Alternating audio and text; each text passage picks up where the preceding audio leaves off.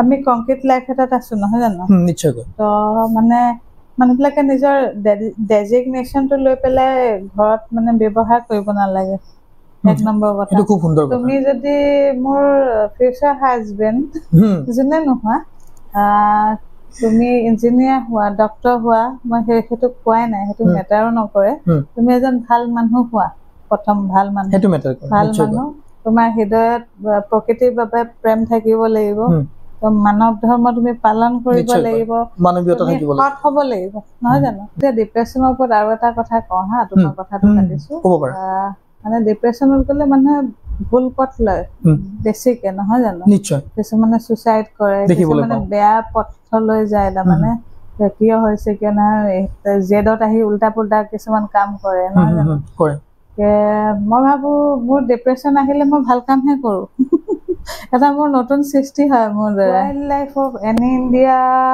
চেপ্টাৰটো এনেকুৱা আছিলে মই সেইটো সময়ত বহুত ডিপ্ৰেছনত আছিলোঁ তেতিয়া তেজপুৰত থাকোঁ মই ৰাতিপুৱা মৰ্ণিং ৱাকত ওলাই যাওঁ এটা সৰু কেমেৰা লৈ ফটো তুলি ভাল পাওঁ গছ গছনি মানে চৰাই চিৰিকটি যি পাওঁ বাটত পোৱা বস্তু ফটো তোলোঁ তেনেকৈ এদিন ৰাস্তাত গৈ থাকোঁতে মানে এগৰাকী আইতাই ৰাস্তাৰ কাষৰ মানে বনৰীয়া এজোপা লতা টানি আছে থাকোঁতেই আছে আৰু মই সহায় কৰি দিছোঁ আইতা কি হ'ল কিহৰ কাৰণে টানিছে তাৰপিছত কৈছে এইজোপা ভণ্টি হেৰি কি কয় নাকত এনেকৈ পানী মানে এৱা ভাঙে যে নাকৰ এৱা ভাঙা বুলি কয় তেজ ওলায় সেই তাৰ ঔষধ প্ৰকৃতিৰ যোনটো পাৱাৰ আছে ঈশ্বৰক আগতে ভক্তি কৰা নাছিলোঁ মই টোটেল নাস্তিক আছিলোঁ একদম নাস্তিক মই কোনো ভগৱান কোনো মন্দিৰত চাকি এনেকে লাইন পাতি যে জ্বলাইগে কিবা কিবি থাকে মানে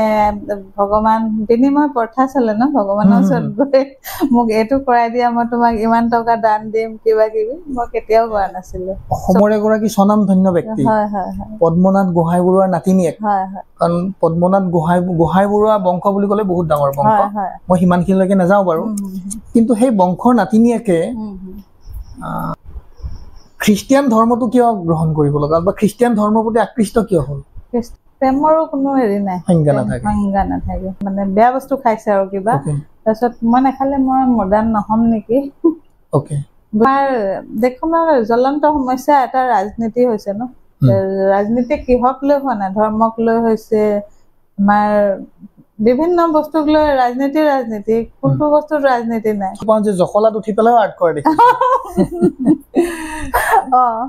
কৰিছিলোঁ এটা সময় এতিয়া সেইবোৰ স্পীড গ'লগৈ আৰু চিন্তা 2015ত মই 15ত জালুকবাৰীত আহিছিলোঁ মোৰ দাদা বৌ মুখে মাতা দাদা বৌ কিন্তু তেজৰ সম্বন্ধৰ নিচিনাই আৰু মোৰ ডিজাইন চব নিজৰ হয় মই মল্ডিং খুব কম কৰোঁ মই হাতে ডিজাইন দিওঁ মই ফাইন আৰ্টছৰ যেতিয়া নিজৰ ফালৰ পৰা এটা ৰূপ দিওঁ আৰু নতুন নমস্কাৰ প্ৰিয় দৰ্শক মই মানস প্ৰতীম অন্বেষণ এক ব্যতিক্ৰমৰ আন এটি খণ্ডলৈ আপোনালোকৰ মাজলৈ আহিছোঁ আশা কৰোঁ আপোনালোক আটাই ভালে আছে আমি আগতে কৈছোঁ অন্বেষণে সদায় চুই যাবলৈ চেষ্টা কৰিব সামাজিক ৰাজনৈতিক অৰাজনৈতিক শৈক্ষিক বৌদ্ধিক আধ্যাত্মিক সাহিত্য চৰ্চা আৰু আমাৰ মঞ্চখনে এই গোটেইসমূহ সামৰি পেলাই আপোনালোকৰ মাজলৈ লৈ যোৱাৰ এটা প্ৰচেষ্টা কৰি যাম ইয়াত আপোনালোকৰ সহায় সহযোগিতাও বিচাৰিছোঁ নাৰী আচলতে নামটোতেই কিবা এটা যেন শিহৰণ থাকে নাৰীক বিভিন্ন ধৰণে বিভূষিত কৰা গৈছে নাৰীক শক্তিদায়িনী বুলিও কৈছে নাৰীক দুৰ্গাৰ লগতো তুলনা কৰিছে নাৰীয়ে ঘৰ এখনৰ পৰিৱেশটো সুস্থ সবল কৰাত যথেষ্ট অৰিহণা থাকে এগৰাকী নাৰীয়ে সমাজৰ কিছুমান ব্যাধি দূৰ কৰাটো সহায় কৰে আৰু এখন সুস্থ সবল সমাজ গঢ়াটো এগৰাকী নাৰীৰ যথেষ্ট হাত থাকে গতিকে আমি ঠিক তেনেকৈয়ে আমাৰ মঞ্চত এগৰাকী বিশেষ নাৰীক আমি আমন্ত্ৰণ কৰি আনিছিলোঁ আৰু তেখেত আহি পেলাই আমাৰ ষ্টুডিঅ'ত আজি উপস্থিত হৈছে বহুত কষ্ট কৰি পেলাই। তেখেতৰ পৰিচয়টো দিয়াৰ আগতে মই কিছু কথা কৈ লৈছোঁ। বনৌষধৰ ওপৰতো তেখেতে বহুত চৰ্চা কৰিছে, কিতাপো উলিয়াইছে তাৰ ওপৰত। তাৰোপৰি খুব ধুনীয়া আৰ্টিষ্ট তেখেত, আৰ্ট কৰি ভাল পায়, আৰ্ট কৰে। ব্যৱসায়িকভাৱেও তেখেতে কিছু কাম কৰি গৈছে, কিনো কৰিছে আমি সেই বিষয়েও জানি ল'ম। তাৰোপৰি তেখেতৰ আন এটা চিনাকিও আছে, সৰুকৈ দিম বাৰু মই সেইটো চিনাকিও। আহকচোন পোনপ্ৰথমে আমি তেখেতক জানি লওঁ বাৰু। তেখেত হৈছে ৰশ্মি গোহাঁই বৰুৱা। আমাৰ মাজত আছে এয়া ৰশ্মি গোহাঁই বৰুৱা। তোমাক স্বাগতম জনাইছোঁ আমাৰ মঞ্চলৈ। ৰশ্মিক চিনাকি কৰি দিয়াৰ আগতে সৰুকৈ মই অকণমান চিনাকি কৰি দিছোঁ। ৰশ্মিৰ নিজৰ যিটো স্বকীয় এটা তেখেতৰ চিনাকি এটা আছে, তাৰোপৰি তেখেতৰ এটা বিশেষ চিনাকিও আছে। সমগ্ৰ অসমবাসীয়ে জানে তেখেতক, নামে যাৰ পৰিচয়। অসম সাহিত্য সভাৰ প্ৰথম সভাপতি আছিলে তেখেত। তেখেতে সাহিত্যিক পেঞ্চন পাইছিলে প্ৰথম। বহুতো কিতাপ লিখিছে তেখেতে। তেখেত হৈছে পদ্মনাথ গোহাঁই বৰুৱা আৰু পদ্মনাথ গোহাঁই বৰুৱাৰ নাতিনীয়েক ৰশ্মি গোহাঁই বৰুৱা। আহকচোন আমি তেখেতৰ সৈতে কথা পাতোঁ। আমাৰ অন্বেষণৰ দৰ্শকসকলে কি ক'বা প্ৰথমতে?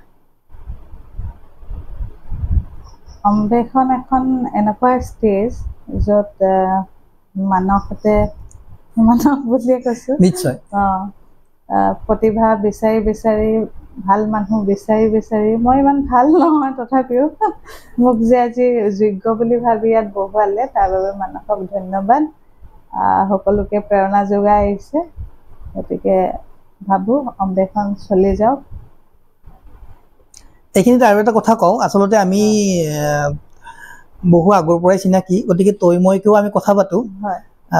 ৰশ্মিতকৈ কিন্তু ৰুণ বুলি পেলাই আমি বেছিকৈ জানো, গতিকে আমি ৰুণ বুলি পেলাই মাতিম আৰু তই মইকৈ আমি আলোচনাবোৰ কৰিম বাৰু ঘৰুৱা ভাৱত। আচ্ছা, wild flowers of any India, ইয়াৰ আঁৰৰ ঘটনাখিনি অলপ জানিব বিচাৰোঁ। Wild life of any India চেপ্টাৰটো এনেকুৱা আছিলে, মই সেইটো সময়ত বহুত ডিপ্ৰেশ্যনত আছিলোঁ। তেতিয়া তেজপুৰত থাকোঁ মই। ৰাতিপুৱা মৰ্ণিং ৱাকত ওলাই যাওঁ এটা সৰু কেমেৰা লৈ, ফটো তুলি ভাল পাওঁ। গছ গছনি মানে চৰাই চিৰিকটি যি পাওঁ বাটত পোৱা বস্তু ফটো তোলোঁ তেনেকৈ। এদিন ৰাস্তাত গৈ থাকোঁতে মানে এগৰাকী আইতাই ৰাস্তাৰ কাষৰ মানে বনৰীয়া এজোপা লতা টানি আছে, শাকুতিয়াই আছে আৰু মই সহায় কৰি দিছোঁ। আইতা কি হ'ল, কিহৰ কাৰণে টানিছে? তাৰপিছত কৈছে এইজোপা ভণ্টি হেৰি কি কয়, নাকত এনেকৈ পানী মানে এৱা ভাঙে যে, নাকৰ এৱা ভাঙা বুলি কয়, তেজ ওলায়, সেই তাৰ ঔষধ হয়। মইতো অলপ মানে আগৰ পৰা মানে বেলেগেই মানে অলপ বেলেগ ধৰণৰ চিন্তা কৰি ভাল পাওঁ। এইটো দেখোন বহুত ভালেই। মই তেতিয়া কেমেৰাত ফটো তুলিলোঁ, গছজোপা পূৰা ফটো তুলিছোঁ। আহি পেলাই গুগলত চাৰ্চ কৰিছোঁ কি হয় কি নহয়, দেখিছোঁ বহুত মেডিচিনেল প্ৰপাৰ্টিজ আছে। মই ভাবোঁ মই অদৰকাৰীকৈ ফটো তুলি কি লাভ আছে ন? মই এনেকুৱা বস্তু ফটো তোলোঁ যাতে মানে উঠি অহা ল'ৰা ছোৱালীবিলাকৰ সুবিধা হয়, কাৰণ এতিয়া গছ গছনি কাটি পূৰা শেষেই হৈছে ন, গোটেইখন কংক্ৰিট হৈ গৈ আছে। গতিকে ভাল বস্তুবোৰ বাচি নাথাকিব, গতিকে গুণাগুণখিনি জানিলে মানুহে সংৰক্ষণ কৰিব, নহয় জানো? নিশ্চয়। বনৰীয়া বুলিতো আমি কাটি পেলাই দিওঁ, হাবি হৈছে, জংঘল হৈছে, তাতো যে ইমান ভাল মানে প্ৰকৃতিৰ দান আছে ন, আমাৰ মানৱ জীৱনক ভালকৈ মানে জীয়াই থাকিবলৈ সহায় হৈছে। সেইটো আমি কাটি বাচি চব ধ্বংস কৰি গৈ আছোঁ। গতিকে তাক অকণমান মানে সংৰক্ষণ হয় যাতে মানে প্ৰকৃতি ৰক্ষা কৰিব, তেতিয়া মানৱ কল্যাণ হ'ব। আয়ুৰ্বেদতো বহুত হেৰি আছে ন, অৱদান আছে এইবিলাক গছ লতা। সেই তাৰপিছতো মই ফুল মানে বিচাৰি বিচাৰি ৱাইল্ড লাইফ, ধুনীয়া ফুল সঁচাকৈ মানে আমাৰ অৰ্নামেণ্টেল যোনবোৰ আমি টাবত লগাওঁ, তাতকে তুমি চাবাচোন ভালকে মানে হেৰি বনৰীয়া ফুলপাহ বেছি ধুনীয়া হয় সৰু সৰু হয় কিন্তু তাৰ সুন্দৰতা মানে মনোমোহা মানে তোমাক মোহি পেলাব মই সৰুৰ পৰা ডাঙৰলৈ মানে মাইক্ৰ'বিলাকো তোলোঁ ডাঙৰবিলাকো তোলোঁ তেনেকৈ তুলি তুলি আহি পেলাই মানে নিজেই আৰু মইতো বটানিষ্ট নহয় ন তাৰপিছত আমাৰ প্ৰফেচাৰ আছে বটানী মই আহি পেলাই সুধোঁ ছাৰ এইটো গুণাগুণ কি তাৰপিছত ময়ো 10 জনৰ মানে পৰামৰ্শ লৈ যোনটো মানে সঠিক হয় সেইবিলাক নোট কৰি গৈছোঁ আচ্ছা তেনেকৈ এই ৱাইল্ড লাইফ অফ এনি ইণ্ডিয়াখনৰ সৃষ্টি হয় আৰু এইটো মানে সৃষ্টিৰ আৰু ৰহস্য এইটো মই তেনেকৈ কমচে কম 150-200 গছৰ হেৰি কৰিছিলোঁ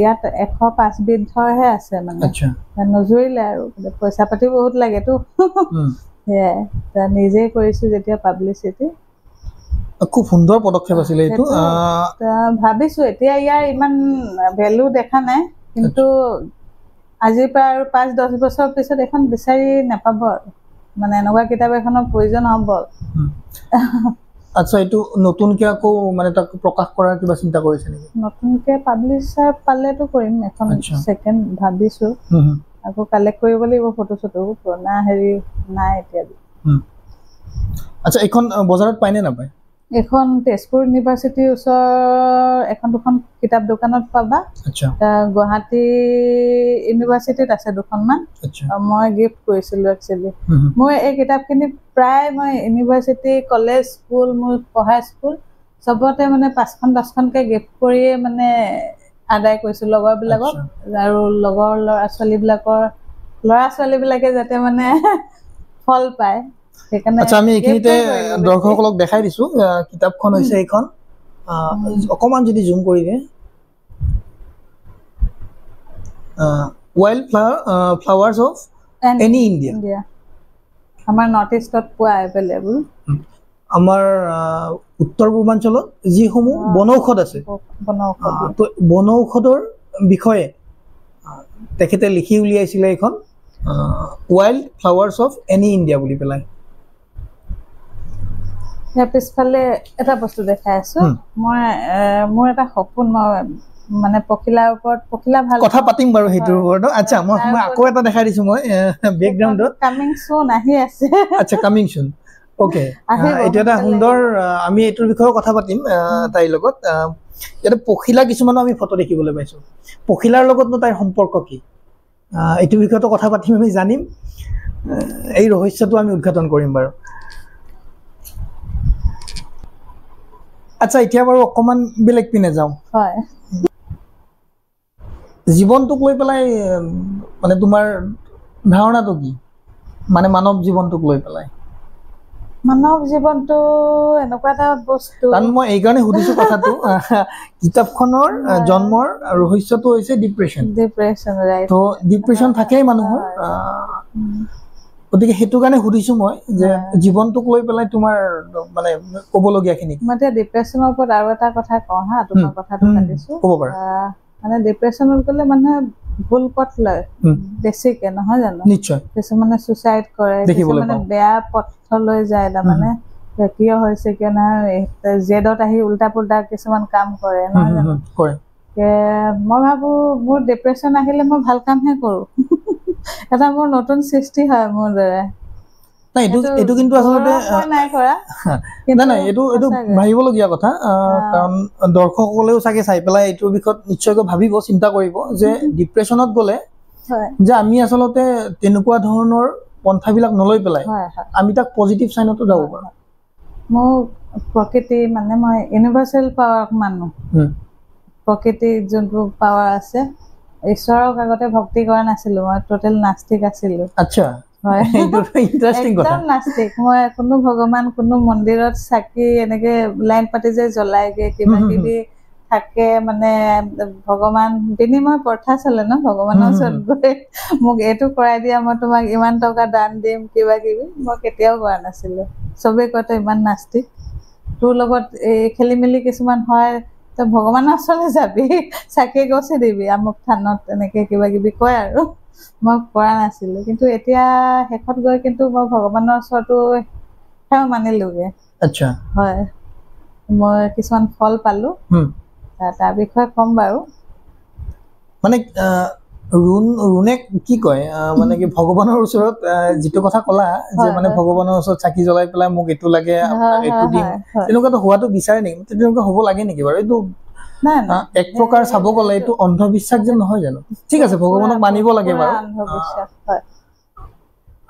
অন্তৰাত্মাৰ পৰা আত্মিকভাৱে ভগৱানক মানিব লাগে ঠিক আছে স্তুতি কৰিব লাগে কাৰণ সমাজ এখন বৰ্তি থাকিবলৈ সেইটো শক্তিয়ে লাগিব আৰু সেইটো শক্তি আছে বাবে আজি সমাজখন বৰ্তি আছে কিন্তু তাৰ মানে এইটো নেকি যে ভগৱানক গৈ পেলাই চাকিয়ে গছি মানে স্বাৰ্থ নিজৰ স্বাৰ্থ সিদ্ধিৰ কাৰণে ভগৱানক মানিব লাগে মইতো দেখাত তেনেকুৱাই দেখিছো মোৰ লগৰ সংগৰ মানে মোৰ নিজৰ ঘৰখনৰ মানুহকো দেখিছো কিবা বেমাৰ এটা হলে ভগৱানলৈ টোপোলা এটা বান্ধিলে বোলে ভাল হলে শৰাই এখন দিম সেইটোতো এটা বিনিময় প্ৰথা হ'ল যে মানে তুমি ভাল কৰি দিলে তোমাক মই এইটো দিম এনেকুৱা নিচিনা এটা কথা হৈ গ'ল আচ্ছা ৰুণে কি কয় এইটো বিষয়ত মানে কি স্বাৰ্থ থাকিব লাগে নেকি বাৰু ভগৱানক একদম নালাগে ভগৱানৰ ওচৰলৈ যাবলৈ বা কোনো মন্দিৰত তুমি যোৱাৰ প্ৰয়োজন নাই আমাৰ শৰীৰৰ ভিতৰতে মানে ভগৱানৰ বাস আছে মানে ঈশ্বৰে কয় যে মানে মই এতিয়া যীশুক মানো আচ্ছা আচ্ছা সেইটো বিষয়তো যাম বাৰু কাৰণ হেতুক লৈ এটা বিতৰ্ক এটা আছে বাৰু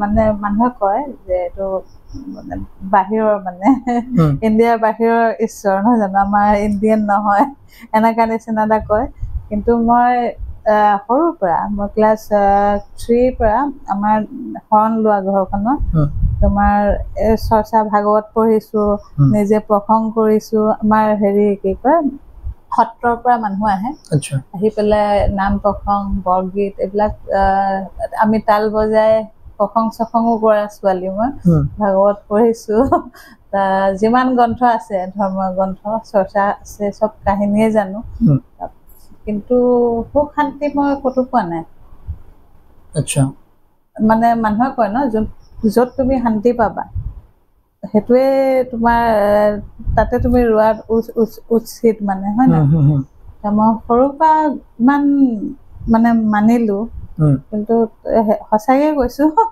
তাৰ পিছতহে মই নাস্তিক হৈছো যেতিয়া বুজা হলোগৈ তো ৰুণৰ প্ৰতি এছামৰ এইটো আচলতে এটা বিতৰ্ক আছে কিছুমান বিতৰ্কিত মন্তব্য কৰা আমি দেখিছিলো পাইছিলো কথাটো হ'ল যে অসমৰ এগৰাকী স্বনামধন্য ব্যক্তি পদ্মনাথ গোহাঁই বৰুৱাৰ নাতিনীয়েক কাৰণ পদ্মনাথ গোহাঁই বৰুৱা বংশ বুলি ক'লে বহুত ডাঙৰ বংশ মই সিমানখিনিলৈকে নাযাওঁ বাৰু কিন্তু সেই বংশৰ নাতিনীয়েকে খ্ৰীষ্টিয়ান ধৰ্মটো কিয় গ্ৰহণ কৰিব লগা বা খ্ৰীষ্টিয়ান ধৰ্মৰ প্ৰতি আকৃষ্ট কিয় হ'ল কি তাত এনেকুৱাটো পালে যিটো কাৰণ ভগৱান এজনে খ্ৰীষ্টিয়ান হওক মুছলমান হওক তাত ক'বলগীয়া বাৰু কাৰো দ্বিমত নাই সেইটো একদম মই পুৰা মানে সমৰ্থন কৰো তোমাৰ কথাত কিন্তু কি হৈছে এই ডিপ্ৰেছনৰ কথাটো ডিপ্ৰেছনটো প্ৰথমৰ পৰা ষ্টাৰ্ট আছে সেইটো অন্তলৈকে থাকিব ডিপ্ৰেছনৰ পৰা সকলো কাহিনী আৰম্ভ হৈছে আমাৰ লখিমপুৰৰ নকাৰীত এটা 140 বছৰ পুৰণা বাপ্তিষ্ট চাৰ্চ আছে ব্ৰিটিছে স্থাপন কৰি যোৱা তাত মানে আমাৰ লখিমপুৰৰ লোকেল মানুহ অসমীয়া সমাজৰ বহুত মানুহ তাত কনভাৰ্ট হৈ আছে সেই চাৰ্চটোৰ মান্যতা আছে মানুহৰ কিছুমান বেমাৰী এনেকা মানুহবিলাক যায় কিবা বোলে ভূত প্ৰেত লগা মানুহবিলাক যায় মানে তাত ফল পায় তাত প্ৰাৰ্থনাত শক্তি আছে তাত ময়ো মানুহে কয় ন কিবা মানে মনত অশান্তি হৈ থাকিলে তোমাৰ মানে পানীত ডুবা মানুহে এডাল নলু ধৰিব খোজে ন মুক্তি কেনেকে পাম বা তেনেকুৱা মোৰ তেনেকুৱা এটা অৱস্থা হৈছিলে হয় সেইটো মই এতিয়া বহলকে নকওঁ হয় তেনেকুৱা এটা অৱস্থা হৈছিলে হয় মানুহৰ জীৱনত উত্থান পতন মোৰো হৈছিলে তেতিয়া মই বহুত মানে ভিতৰি মানে মই কি কৰিলে শান্তি পাম ক'ত গ'লে শান্তি পাম তেতিয়া মই মন্দিৰলৈও গৈছো মই নাস্তিক মানুহজনী সঁচাকে ভগৱান আছে নেকি বিচাৰি গৈছো যে কিয় এনেকুৱা হৈছে, মানুহৰ থাকে ন মোৰ লগত কিয় হৈছে এনেকুৱা, মই এইটো ভুল নকৰাকে মোৰ লগত কিয় এনেকুৱা হৈছে, এনেকুৱা প্ৰশ্ন আহে। গতিকে মই তেনেকে গ'লো, কিন্তু মোৰ শান্তি নাই, মনত একেবাৰে শান্তি নাই। তাৰপিছতে হেৰি কি কয়, মোৰ দাদা এজন আছে জ্যোতিষ্মান দাস, গুৱাহাটীৰে, তেখেত আমাৰ মানে হিন্দুৱে আছিল, অসমীয়া সমাজৰ মানুহ। তেখেতে হেৰি কি কয় কনভাৰ্ট হোৱা 15 বছৰমান হ'ল বোধকৰো। মই প্ৰথম তেখেতক গুৱাহাটীতে লগ পোৱা, মোৰ মম-চম কিনিছিলে তেখেতে। খুব ভাল মানুহ, দেখিলে মানে ক'বা আৰু তুমি ভাল মানুহ। তেখেতে খ্ৰীষ্টিয়ান ধৰ্ম ফ'ল' কৰে, তেওঁ প্ৰাৰ্থনা পঠায়, তোমাৰ কেতিয়াও বেয়া চিন্তা নকৰে, কেতিয়াও দাদা এইটো কি হৈছে বুলি ক'লে তোমাক এটা ভাল দিশ দেখাই দিয়ে, তুমি এইভাগে কৰা তোমাৰ ভাল হ'ব, তোমাৰ কাৰণে প্ৰাৰ্থনা কৰিম। মানে ইমান অমায়িক মানুহজন, ভাল লাগে মানে তেনেকুৱা পাৰ্চনেলিটি, যে মানে ডক্তৰ এজন হৈ পেলাই কোনো গপ ভেম একো নাই, তাৰমানে তুমি যি ৰেচপন্স কৰে কথাবিলাক। দাদাক মই এদিন ডিপ্ৰেশ্যনত ফোন কৰিলোঁ, দাদা মোৰ বিৰাট অশান্তি হৈছে মানসিক, মই জীয়াই থাকিম নে মৰিম ঠিকনা নাই, তাৰমানে সেই সময়ত মই মৰিবলৈও আছিলোঁ, তাৰমানে এনেকুৱা বেয়া হৈ গৈছিলে মগজু। তেতিয়া দাদাই কৈছে তুমি প্ৰাৰ্থনা কৰা। মই প্ৰাৰ্থনা কৰি পোৱা নাই, নাজানোৱে কেনেকে প্ৰাৰ্থনা কৰিব লাগে। তাৰপিছত কৈছে তোমালোকৰ ঘৰৰ ওচৰত চাৰ্চ আছে নহয়, তুমি চাৰ্চলৈ যোৱা। চাৰ্চলৈতো যোৱা নাই ন? আগতে এনেই লগৰবিলাকৰ লগত গৈছোঁ গুৱাহাটী, পাণবজাৰ চাৰ্চ, এনেকৈ লগৰ দুজনীমান আছে খ্ৰীষ্টিয়ান, তেখেতলোকৰ লগত মই গৈছোঁ, ভাল লাগে, কোৰেল চোৰেল গায়, খুব সুন্দৰ পৰিৱেশ এটা। তাৰপিছতে মই পটককৈ ক্লিক কৰিলোঁ, মই তালৈ যোৱা নাই, চব জেগালৈ গৈছোঁ, চাওঁচোন এইবাৰ তালৈকে গৈ চাওঁ। তাত গৈ পেলাই এদিন গ'লোঁ দেওবাৰ এটাত, চবেই চিনি পায়, লোকেল হয়, মোৰ ঘৰৰ পৰা 200 মিটাৰ দূৰত, একেবাৰে ওচৰ, চবেই চিনি পায়। গতিকে মানুহখিনি খুব মৰমীয়াল, মোক দেখি মানে ভাল পাইছে, একদম আদৰি সাদৰি বহাইছে, তেওঁলোকক প্ৰাৰ্থনা শুনিলোঁ। সেইদিনা তাৰমানে মোৰ চাৰ্চৰ পৰা ওলাই আহি মানে নিজকে কিবা এটা মানে নতুন পৰিৱৰ্তন, কিবা এটা মই ভাল কিবা এটা পাৱাৰ পাইছোঁ, তাৰমানে মনত যে ইমান নিগেটিভিটি আছিলে সেই নাইকিয়া হৈছে, বুজিলা, শান্তি আৰু মই হাঁহিছোঁ সেইদিনা বহুত দিনৰ মূৰত। তেনেকৈ মানে খ্ৰীষ্টিয়ানৰ প্ৰতি, খ্ৰীষ্টিয়ান ধৰ্মটোৰ প্ৰতি সেই তেনেকৈ। তাৰপিছত সেয়াই আৰু তাৰপিছত মই যাওঁ, তেওঁলোকে বাইবেল গিফ্ট কৰিলে, মই ষ্টাডি কৰিছোঁ, বাকী গ্ৰন্থবোৰ পঢ়িছোঁ। এইখনতো মহান গ্ৰন্থ, পৃথিৱীত চবতকে বেছি পঢ়া গ্ৰন্থ এখন, গম পোৱা। তাৰপিছত কোৰাণ, তাৰপিছত আমাৰ হিন্দু ধৰ্ম যিমান গ্ৰন্থ আছে, গতিকে ৰেচপেক্টটো কৰিবই লাগিব চব ধৰ্মক, হিন্দু হওক মুছলিম হওক, আমাৰ এটা যোনটো ধৰ্ম আছে ন, হিন্দু ধৰ্ম, গতিকে মই ডিছৰেচপেক্ট কৰা নাই। কিন্তু মই শান্তি, এইটো ধৰ্মত গৈ মানে অলপ শান্তি আহিছে, মনলৈ আনন্দ আহিছে, সেইটো আত্মিক আহাৰটো তাৰ পৰাই পাইছোঁ। একচুৱেলিটো ধৰ্মৰ কথাই হওক বা যিকোনো ক্ষেত্ৰতে হওক, এটা বাক স্বাধীনতা বুলি পেলাই কথা এটা আছে, সেইটো নিজৰ মনৰ কথা, গতিকে সেইটোক লৈ পেলাই ইয়াত কাৰো ডিমত হ'বও নালাগে। তেখেতে খ্ৰীষ্টিয়ান ধৰ্ম লৈছে বা হিন্দু ধৰ্ম লৈছে বা কি, সেইটোক লৈ পেলাই কাৰো ডিমত থাকিব নালাগে। কি আমি আহিছোঁ, এই যে পখিলাবোৰ দেখিছিলোঁ, ঠিক আছে, প্ৰকৃতিৰ প্ৰতি প্ৰেম কেতিয়াৰ পৰা হ'ল? প্ৰকৃতিৰ প্ৰেমটো মোৰ সৰুৰ পৰাই। মোৰ কাহিনী ক'লে তুমি হাঁহিবা, মোৰ বাইদেউ এতিয়া ঢুকালে, তাই নাই, কিন্তু তাই আগতে মাক চিঞৰি চিঞৰি কয়, আমাৰ ফুলনি বহুত আছিলে, ফুল লগাই চবে, দেউতাই ফুল লগাই ক'ৰবাৰ পৰা আনি মই যিকোনো বস্তু মানে খাই দিওঁ সৰু থাকোঁতে। 2-3 বছৰ বয়সৰ পৰা মানে সিহঁতৰ পৰা শুনিছোঁ আৰু মই যিকোনো গছৰ গুটি খাই দিওঁ, চবে ভয় কৰে। তাৰপিছত বাইদেউ কয়, অলপ ডাঙৰত মোৰ মনত আছে আৰু এদিন বাইদেউ চিঞৰিছে, মা এজনী মৰিব বোলে, এইবোৰ যি টি বস্তু খাইছে, কিন্তু মৰা নাই।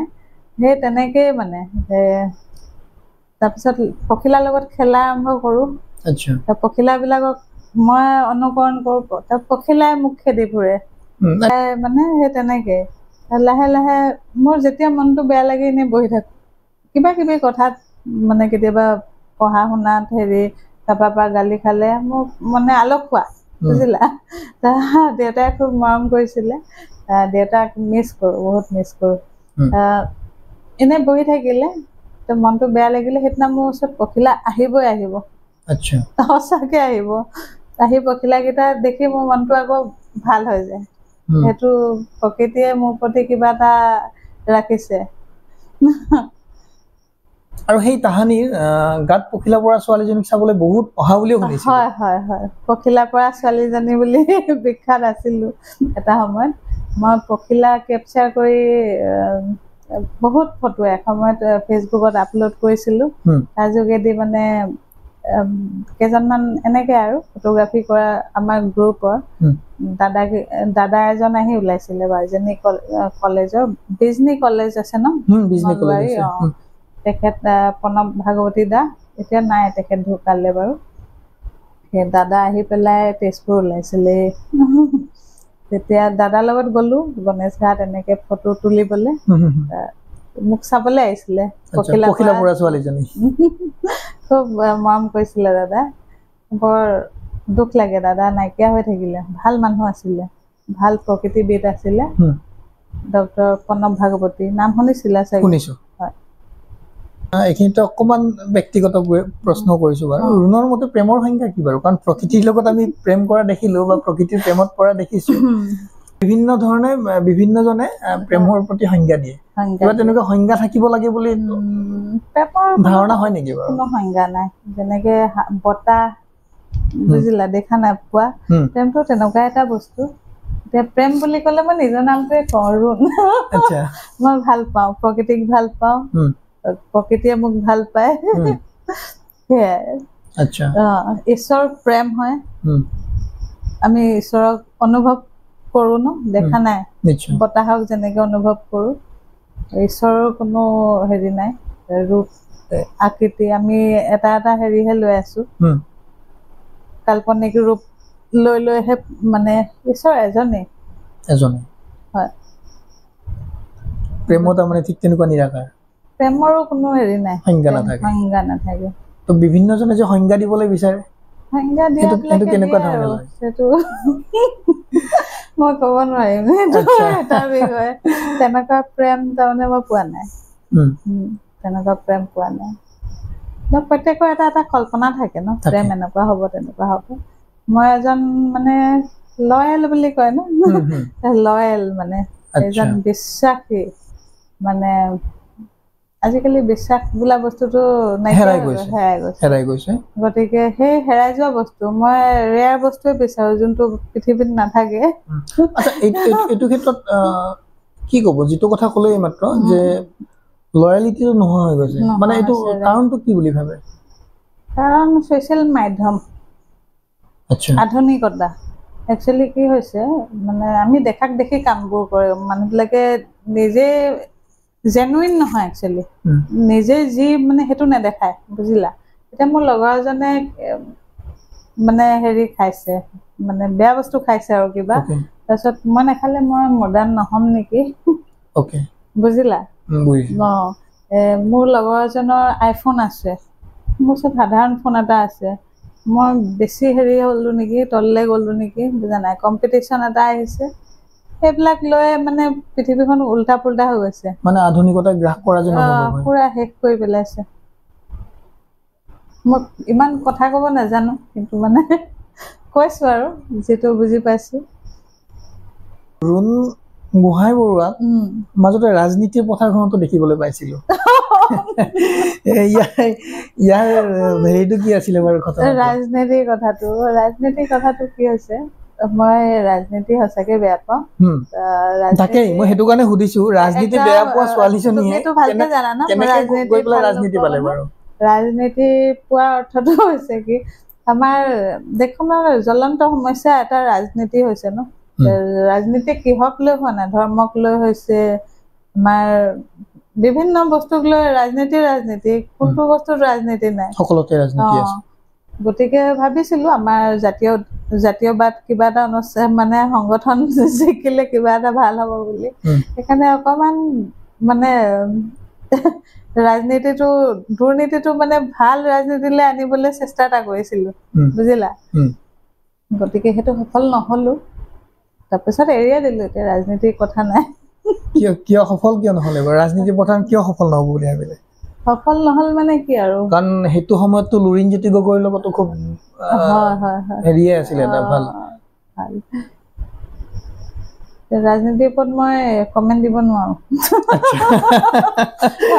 আচ্ছা সেইটো বাৰু ঠিক আছে বাৰু বুজিছো আচ্ছা এইখিনিতে ঠিক আছে বাৰু সেইটোতো বাদ দিলো যিহেতু ৰাজনীতিত আছিলে এটা সংগঠনৰ এটা দলৰ লগত জড়িত আছিলে কেইদিনমানৰ কাৰণে ঠিক আছে বাৰু সেইখিনিক লৈ পেলাই মই এটা প্ৰশ্ন এটা কৰিব বিচাৰিছো লগৰ খিনি আহিছিলে একচুৱেলি সিহঁতেও কৈছে একেবাৰে আমি ৰাজনীতিত নথকা মানুহ গতিকে আমি ৰাজনীতিত লাগিছো কিবা এটা ভাল হওক বুলি অসমখনৰ ভাল হওক বুলি কাৰণ অসমখনক আগতে আমাৰ মানে কেন্দ্ৰীয় চৰকাৰ এতিয়া দিল্লী ইউনিভাৰ্চিটিত অসমীয়া ল'ৰা ছোৱালীৰ কোনো পাত্তা নাই সেইটো জানা নহয় গম পাওঁ অসমৰ বাহিৰত গ'লে তেওঁলোকৰ হেৰি নাই গতিকে তেওঁলোকে এতিয়া আমাৰ অসমখনত গণ্ডগোল লগাই আছে আহি পেলাই নহয় জানো হয়নে নহয় বিভিন্ন সেইটোক লৈ পেলাই সুধিব বিচাৰিছো যিটো জাতীয়তাবাদক লৈ পেলাই যিটো এটা দল গঠন কৰা হ'ল কিন্তু ৰাজনৈতিকভাৱে সফল নহ'ল কাৰণ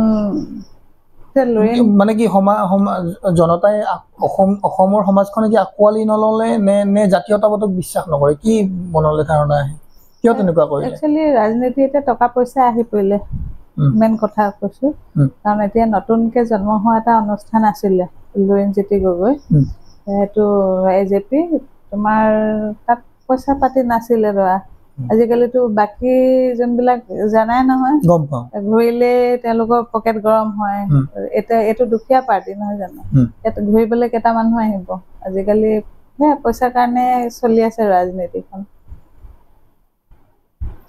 কিন্তু সমাজখনেতো আঁকোৱালি ল'ব লাগিছিলে ন নে জাতীয়তাবাদৰ প্ৰতি বিশ্বাস নাই মানুহৰ জাতীয়তাবাদ মানে কি ক'ম আৰু বহুতে কয় কাৰণ সেই তাহানিতে অসম আন্দোলনৰ সময়ত এই ছাত্ৰ সন্থাই গৈ পেলাই চৰকাৰ গঠন কৰিছিলে কিন্তু সেই চৰকাৰখনে অসমীয়া সমাজখনক কোনোবা এঠাইত ঠগিছে তো সেইটোক লৈ পেলাই জাতীয়তাবাদক বিশ্বাস নকৰে নে কি কাৰণ তাৰ পিছতো অসম গণ পৰিষদে আজিৰ সমাজত যিটো এটা হেৰি কৰিছে তো সেইটো কাৰণেও চাগে বিশ্বাস নাই আপুনি কি ভাবে এইটো সেইটো তাতো মই কমেণ্ট দিব নোৱাৰো একচুৱেলি মানুহৰ মানে কি আৰু মনটো বুজিবলৈ বহুত টান এতিয়া মই নিজৰ বিষয়ে মোক সোধা মই ক'ব পাৰিম ৰাজনীতিত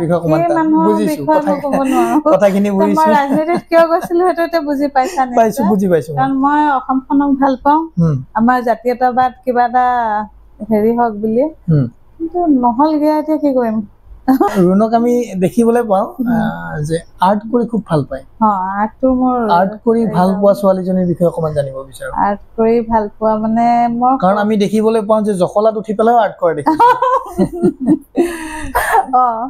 কৰিছিলো এটা সময় এতিয়া সেইবোৰ স্পীড গ'লগে আৰু এটা আৰ্ট কৰাৰ সেইটো কেতিয়া মানে হাবিয়াসটো কেতিয়াৰ পৰা হ'ল সেইটোতো মই মানে যেতিয়াৰ পৰা কলম ধৰিব পৰা হৈছো মানে হাতত তেতিয়াৰ পৰা বেৰে চালে আঁকি থাকো বুলি দেউতাহঁতে কয় আৰু তাৰপিছতে যেতিয়া স্কুলত নাম লগাই দিলে তুমি বিশ্বাস নকৰিবা মাহে মাহে মোলে চাগে 2 ৰিম 3 ৰিম কাগজ দেউতাই আনিব লাগে আগতে ষ্টেট ফেডৰ পৰা পেপাৰবিলাক কিনে যে সস্তা আছিলে কাৰণ বহুত মই মানে এখন বহি এসপ্তাহ নোজোৰে মানে মই পুৰা চাংঘৰ কিবা কিবি আঁকি মেলি পুৰা ভৰ্তি কৰি এক ঠেলা মানে বিক্ৰী কৰিব লাগে কাগজ ইমান এদিন দেউতাই মোৰ লগত চেলেঞ্জ কৰিলে মই ক্লাছ 8ত থাকোঁতে মই আৰ্ট স্কুল যোৱা নাছিলোঁ তাৰপৰা কৈছে তই ইমান ডাঙৰ আৰ্টিষ্ট যদি মোক এখন কেলেণ্ডাৰ আনি দিছিলে কাশ্মীৰৰ তাৰ কৈছে তই এইখন যদি আঁকি দিব পাৰ মই তোক আজি যি লাগে মই চব দিম তই এখন আঁকি দে চেলেঞ্জ কৰিলে মই আকৌ চেলেঞ্জ খুব ভাল পাওঁ মই নৰ্মেল লাইফ বেয়া পাওঁ বুজিলা কিবা এটা এডভেঞ্চাৰ হৈ থাকিব লাগে মই চিধা চিধি ভাত খালো শুলো স্কুললৈ গ'লো এনেকে মৰা লাইফ বেয়া পাওঁ মই ফুটবলো খেলিছো এনে আৰু এনে বেডমিণ্টন ফুটবল খেলিছো খুব খেলো আগতে তাৰপিছতে দেউতাই চেলেঞ্জ দিলে মই সেইখন পুৰা আঁকাত বহি গ'লো আঁকিলো ধাম ধুম আঁকি পুৰা একজেক্ট আঁকিলো আৰু দেউতাই সেইখন চাই পেলাই ওচৰতে আমাৰ কলা নিকেতন আৰ্ট স্কুল এখন আছে, চন্দ্ৰকমল গগৈ ছাৰৰ। তেখেতে বিশ্বভাৰতী ষ্টুডেণ্ট আছিলে। বিশ্বভাৰতীৰ পৰা ওলাই আহি ছাৰে বহুত চাকৰি কৰিলে। তেতিয়া লাষ্টত আমাৰ আৰ্ট স্কুলখন চলাই পেলাই আছিলে ওচৰতে। তাৰপৰা ছাৰক মাতি আনিলে ঘৰলৈ, দেউতাৰ বন্ধু আছিলে তাৰমানে। ছাৰে আহি পেলাই কৈছে, এই ছোৱালীজনী কেলৈ লুকুৱাই ৰাখিছ, মোৰ তাত দি দে, তাই এইটো বেলেগ বস্তু। নিজৰ প্ৰশংসা কৰা নাই দেই, বেয়া নাপাব। সেই মই দেউতা সেই সময়ৰ কথাটো কৈছো। তাৰপিছত ছাৰে মোক লৈ গ'ল। তাৰপৰা মই আকৌ আৰ্ট স্কুলত পোৱালি আৰু আমি নিজকে ডাঙৰ বুলি ভাবো, ডাঙৰ ছোৱালী মই, সৰু ল'ৰা ছোৱালীৰ লগত কিয় ছবি আঁকিব যাম, তেনেকে মই নাযাওঁ। মোক টানি দুজন মানুহৰ দেউতা আৰু ছাৰৰ মাজত মই দুজনে ধৰি লৈ গৈছে। লৈ গৈ এডমিশ্যন ললো। দেখিছো ভিতৰত ডাঙৰ বা দাদাবোৰো আছে আৰু তেতিয়া ডাঙৰবিলাকক দেখি মই অলপ শান্তি, ডাঙৰো আছে সৰু নাথাকে অকল। কাৰণ বাৰান্দাত বহি সৰু ল'ৰা ছোৱালীয়ে ছবি আঁকি থাকে, মই আকৌ তাত কেনেকে বহিমগে। তেনেকে আৰ্ট স্কুল গলো। এক্সিবিশ্যনৰ কিবা চিন্তা কৰা নাই জানো? এক্সিবিশ্যন বহুত কৰিলো। এক্সিবিশ্যন এটা সময়ত বহুত কৰিলো। তাৰপিছতে আৰ্ট স্কুল যোৱাৰ পিছত মই ফাৰ্ষ্ট ষ্টেট লেভেল এৱাৰ্ড পাইছো। অসমৰ ভিতৰত প্ৰথম পুৰস্কাৰ এটা পালো আৰু। এক্সিবিশ্যনতো বহুত মানুহ আহে, চাবলৈ দৰ্শক আহে। আমাৰ ইয়াৰে ব্যক্তিগতভাৱে পাতিছিলা নে নিজাববীয়াকে পাতিছিলা নে এক্সিবিশ্যনটো, নে শংকৰদেৱ কলাক্ষেত্ৰত হৈছিল? হয়, 2001ত এখন এক্সিবিশ্যন হৈছিলে অল আছাম আৰ্টিষ্ট বিলাকৰ। আমি সৰু আৰু জুনিয়ৰত কৰিছিলোঁ। তাৰপিছত আৰ্ট চঙত কৰিছোঁ, ইয়াতে আৰ্টিষ্ট গিল্ড আৰ্ট চং আছিলে, আৰ্ট চঙত কৰিছোঁ। এনেকে কৰিছোঁ কেইটামান। তাততো লোকেল বহুত কৰিছোঁ আমাৰ লখিমপুৰত। কিমান দামত বিক্ৰী হৈছে? মোৰ ছবি 25,000লৈকে গৈছে এখন এখন। হয়, এতিয়া ৰিচেণ্টলি মই 2খন আমেৰিকা পঠাইছোঁ। হয়। কেনেকুৱা লাগে বাৰু যেতিয়া নিজে আৰ্ট কৰা ছবি এখন তেনেকে ইমান টকা দাম দি পেলাই লৈ যায়? টকাটো আচলতে কি ছবিত, মোৰ ব্যক্তিগত ভিউ এটা কৈছো, ছবিবোৰ চাওঁ বাৰু, ছবিবোৰ চালে তাত মই কিবা এটা বিচাৰি নাপাওঁ। কিয় কি চিন্তা কৰি পেলাই আৰ্টটো কৰা যায়? এবষ্ট্ৰেক্ট আৰ্ট মই ইমান নকৰোঁ। হয়, মডাৰ্ণ আৰ্ট এবষ্ট্ৰেক্টটো মই নিজেও ইমান পচন্দ নকৰোঁ একচুৱেলি। ডাঙৰ আৰ্টিষ্টবিলাকে কৰে আৰু। হয়, মই ইমান ডাঙৰ হোৱাগে নাই, ষ্টুডেণ্টে হৈ থাকিলোঁ। বহুত বছৰ ছবি আঁকা বন্ধই কৰি দিছিলোঁ। তাৰপিছতে 2খনমান পুৰণা এনেই সৰু ইমানটো চাইজৰ মই আপলোড কৰিছিলোঁ। ফটোততো ধৰিব নোৱাৰে ন ফেচবুকত। তেতিয়া সেয়া মোৰ বন্ধু বাইদেউ এগৰাকী আছে, অনিতা মল্লিক, আৰু হাজবেণ্ড ৱাইফ, তেখেতলোকে পচন্দ কৰিলে। তাৰপিছতে মোৰ নাম্বাৰ চাম্বাৰ আছিলে, মোক ক'লে যে এনেকুৱা বনাই দিয়া, আমি ল'ম, লাগে আমাক লাগে। তেওঁলোকৰ ডিমাণ্ডত মই নোৱাৰোঁ বুলিয়ে কৈছিলোঁ। কিয় নোৱাৰিবা, পাৰিবা কৰা। তেওঁলোকৰ ৰিকুৱেষ্টত 2খন ছবি আঁকিলোঁ আৰু। মডাৰ্ণ আৰ্ট হয়, তাত বিশেষ একো নাই। তোমাৰ মনৰ কিছুমান ভাৱ ইনডাইৰেক্টলি বুজোৱা হয়। এতিয়া তোমাৰ মনত এনেকা পাজুল চলি আছে, সেইটোৱে কনফিউজিং লাইন কিছুমান আছে, তাতে ৰঙৰ লগত খেলা খুব টান, কিন্তু আমাৰ কাৰণে বুজিবটো খুব টান। কিন্তু চাই ভাল লাগে, নহয় জানো? নিশ্চয় চাই ভাল লাগে, ময়ো চাই ভাল পাওঁ। মোৰ দাদা দুজনমান আছে, মই তেওঁলোকক ফ'ল' কৰোঁ, চাওঁ, ভাল আৰ্টিষ্ট তেওঁলোক। সেইটো এটা বুজিলো বাৰু। এতিয়া আৰু এটা ৰুণৰ প্ৰফেশ্যনেল লাইফ এটা আছে, মমবাতি। তো এইটো চিন্তা কেনেকৈ আহিলে, মমৰ চিন্তাটো? মমবাতিটো চিন্তা 2015ত। মই 15ত জালুকবাৰীত আহিছিলোঁ। মোৰ দাদা বৌ মুখে মাতা দাদা বৌ, কিন্তু তেজৰ সম্বন্ধৰ নিচিনাই আৰু। আগত সৰুৰ পৰা দেখা আৰু তেওঁলোকক।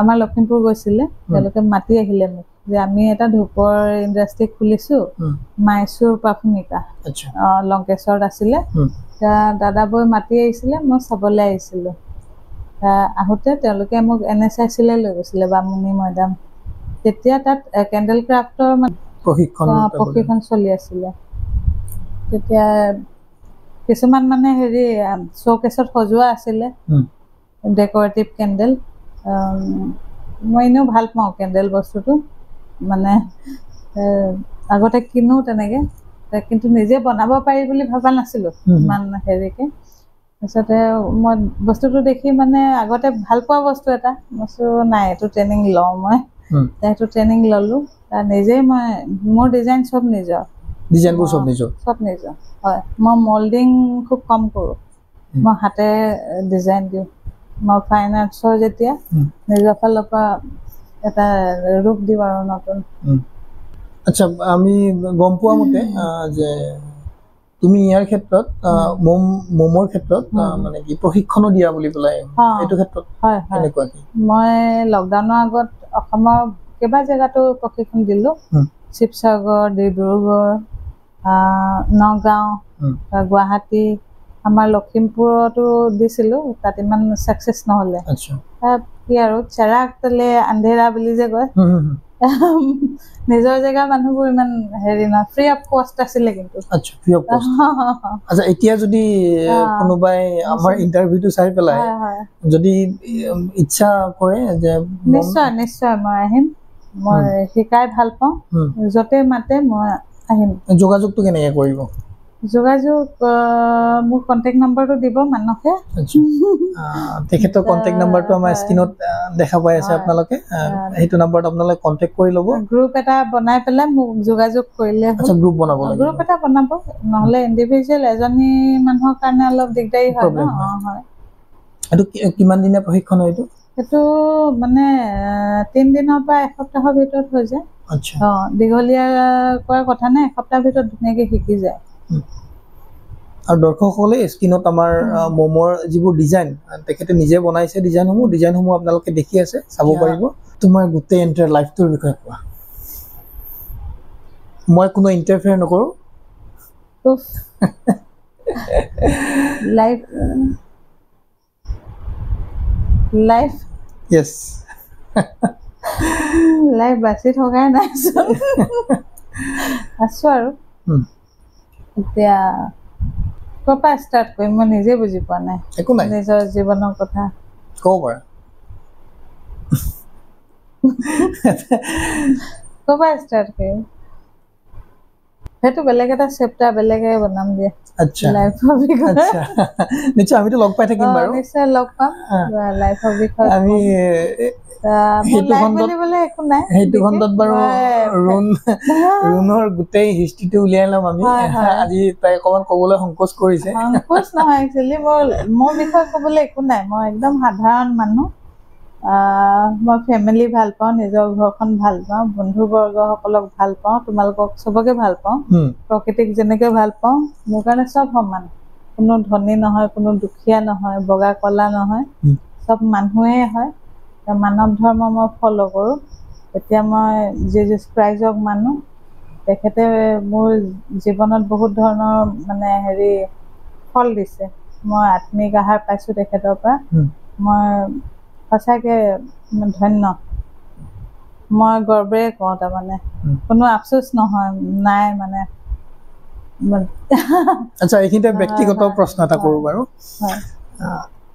বিবাহ সম্পৰ্কে কি ভাবিছে বাৰু বিবাহ এনেকেই ভাল বিবাহ সম্পৰ্কে মই ক'লো নহয় লয়েলিটি নাই পৃথিৱীখনত আচ্ছা মই যেনেকুৱা একচুৱেলি তেনেকুৱা মানুহ নাই পোৱা মই আজিলৈকে যেতিয়া পাম ভাবিম আৰু তেনেকুৱা মানুহ পামো যে নিশ্চয় আমি আশা কৰোঁ যে অতি সোনকালে পাব একচুৱেলি কি হয় তুমি আমি কংক্ৰিট লাইফ এটাত আছোঁ নহয় জানো নিশ্চয়কৈ তো মানে মানুহবিলাকে নিজৰ ডেজিগনেশ্যনটো লৈ পেলাই ঘৰত মানে ব্যৱহাৰ কৰিব নালাগে এক নম্বৰ কথা খুব সুন্দৰ তুমি যদি মোৰ ফিউচাৰ হাজবেণ্ড যোনে নোহোৱা তুমি ইঞ্জিনিয়াৰ হোৱা ডক্টৰ হোৱা মই সেইটো কোৱাই নাই সেইটো মেটাৰো নকৰে তুমি এজন ভাল মানুহ হোৱা প্ৰথম ভাল মানুহ সেইটো মেটাৰ কৰে ভাল মানুহ তোমাৰ হৃদয়ত প্ৰকৃতিৰ বাবে প্ৰেম থাকিব লাগিব মানৱ ধৰ্ম তুমি পালন কৰিব লাগিব মানৱীয়তা থাকিব লাগিব সৎ হ'ব লাগিব নহয় জানো সৎ হ'ব লাগিব মোৰো বহুত ভুল আছে ময়ো পাৰফেক্ট নহয় আচলতে চাব গ'লে তো কোনো মানুহে নহয় কোনোৱে পাৰফেক্ট নহয় কিন্তু সোলমেট বুলি কয় সেইটো ঈশ্বৰে নপঠায় একচুৱেলি আমি নিজে বনাই ল'ব লাগিব নহয় জানো সেইটো এৰা ধৰা মাজেৰে আমি বনাই ল'ব লাগিব সেই আৰু সেইখিনি বুজাই পৰা লাগিব সম্পৰ্ক এটা বৰ্তি থাকিবলৈ এৰা ধৰাটো লাগিব মানুহৰ ইগ'বিলাক নাইকিয়া হ'ব লাগিব নিশ্চয় হয় নহয় সেই আৰু এতিয়া মানুহবিলাক আজিকালি যান্ত্ৰিক হৈ গ'ল যন্ত্ৰৰ দৰে হৈ গ'ল নেকি বহুত মই তেনেকুৱাই দেখো সেইকাৰণে মোৰ ভাল নালাগে সংসাৰী বহুতক দেখো প্ৰেম বিবাহ কৰে কিবা কৰে দুদিনৰ পিছতে মোৰ ওচৰতে কমপ্লেইন কৰিব ইটো সিটো লগৰবিলাকৰে দেখিছো গতিকে সেইবিলাক দেখি তিক্ততা লাগে কিয় এনেকুৱা সেইবিলাক ভাল পাই বিয়া কৰাইছা তুমি সেইটো পালন কৰা আমি দেখিবলৈ পাইছো ৰশ্মিয়ে বাইবেল কিতাপখন আনিছে বাইবেল হয় মই বাইবেল পঢ়ো আচ্ছা আৰু ফলো কৰো একচুৱেলি ইয়াত থকা যোনবোৰ মানে মোৰ মনটো বেয়া লাগিলে মই যিকোনো এটা এনেকে পেজটো উঠাই সেইটো পঢ়ো তাত মোৰ মনৰ ভিতৰত যোনটো বস্তু চলি থাকে ন যে কিয় কিয় কিয় হয়নে এই বাইবেলখনত সেই মই যে এনেকে নচোৱাকে এনেকে দাঙি পেলাই পঢ়ো তাত সেই লাইন কেইটা মই পঢ়িব পাওঁ মোৰ উত্তৰটো এই বাইবেলে দিয়ে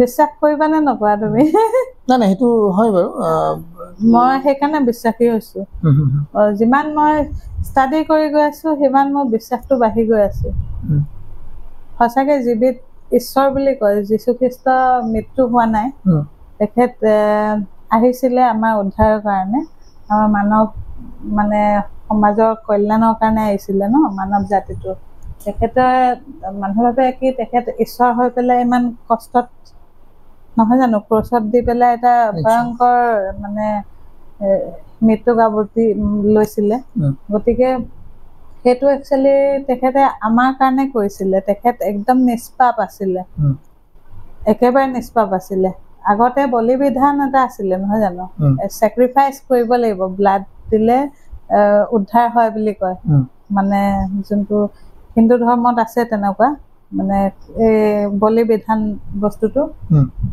নৰবলিলৈকে হৈছিলে আগতে গতিকে ইয়াত মানে কি হৈছে যীশুখ্ৰীষ্ট এজন এনেকুৱা মানে কি ক'ম আৰু মানৱ দেহত জন্ম হৈছিলে তেওঁ কিন্তু নিষ্পাপ আছিলে কোনো ধৰণৰ পাপ কৰা নাছিলে মিছা কথা কোৱা নাছিলে কোনো ধৰণৰ পাপ কৰা নাছিলে তেখেতৰ ৰক্তই আমাৰ গোটেই মানৱ জাতিক পাপৰ পৰা উদ্ধাৰ কৰি পেলাই তেওঁ স্বৰ্গলৈ মানে পৰম পিতাৰ ওচৰলৈ গুচি গ'ল তেখেত আকৌ উলটি আহিব সেইটো গুড নিউজ তেওঁ আহিব আৰু এই বাইবেলখনত যোনবোৰ কথা লিখা আছে স্বয়ং ঈশ্বৰৰ মানে কথা আৰু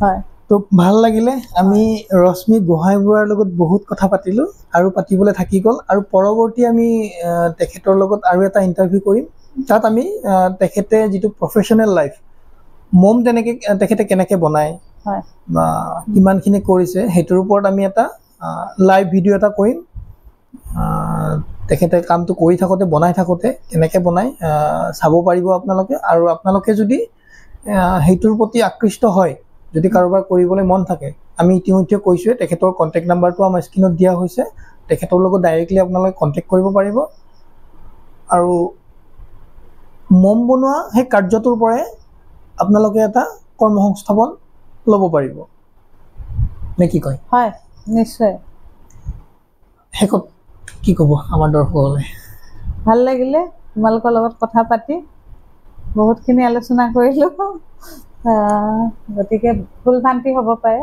ক্ষমা কৰিব মই এনেকৈ কওঁ চিধা চিধি কথা নিশ্চয়কৈ আৰু ইমান ব্যস্ততাৰ মাজতো আমাক এইখিনি সময় দিয়াৰ বাবে আপোনাক অশেষ ধন্যবাদ আপোনালৈ ধন্যবাদ আমি পৰৱৰ্তী পৰ্যায়ত লগ পোৱাৰ প্ৰতিশ্ৰুতি নিশ্চয় নিশ্চয় ঠিক আছে